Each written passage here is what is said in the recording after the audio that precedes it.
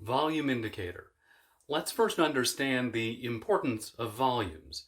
Volume indicates how many stocks were bought or sold at any given point of time, and this will help you determine how other traders are feeling about the prospects of the market at that given time, and will eventually help you confirm trends and patterns. A high volume in a specific stock means that people are interested in buying and selling the stock. Let's say Tesla stock is trending upward. Now let's consider that there is an increase in volume as well as the ongoing uptrend. This indicates that more and more people are interested in buying the stock, and this will lead to a further increase in the price of Tesla stock. Now you might notice the strongest trends occurring when volume increases. In fact, if there's an increase in trading volume, then it can lead to large movements in price.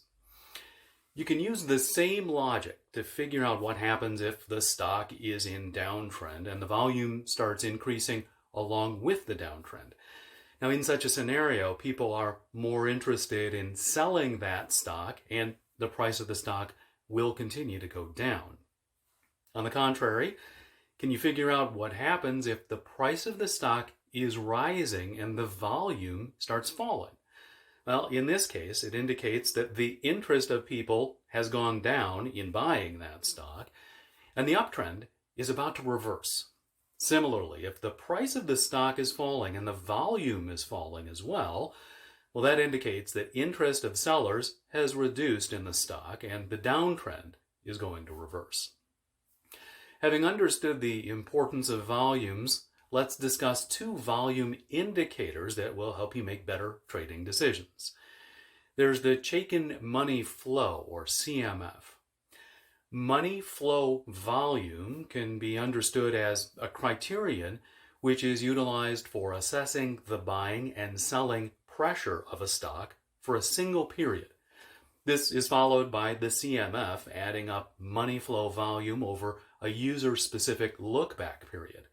Now, you can only use any look-back period, but however, the most popular setting would be 20 to 21 days.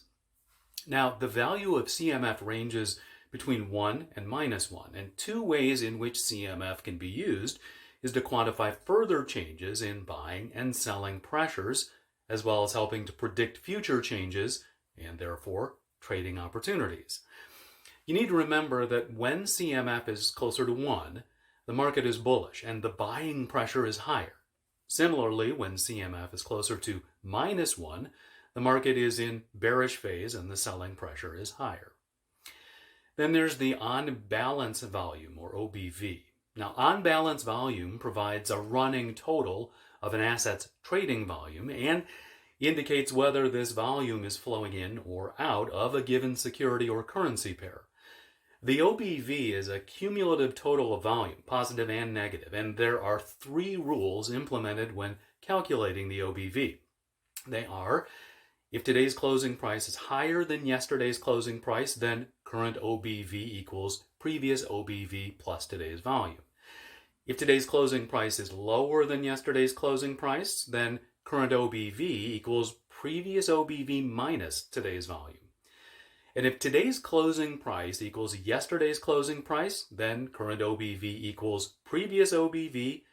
OBV is based on the distinction between smart money, namely institutional investors, and less sophisticated retail investors. As mutual funds and pension funds begin to buy into an issue that retail investors are selling, volume may increase even as the price remains relatively level. Eventually, volume drives the price upward. At that point, larger investors begin to sell and smaller investors begin buying.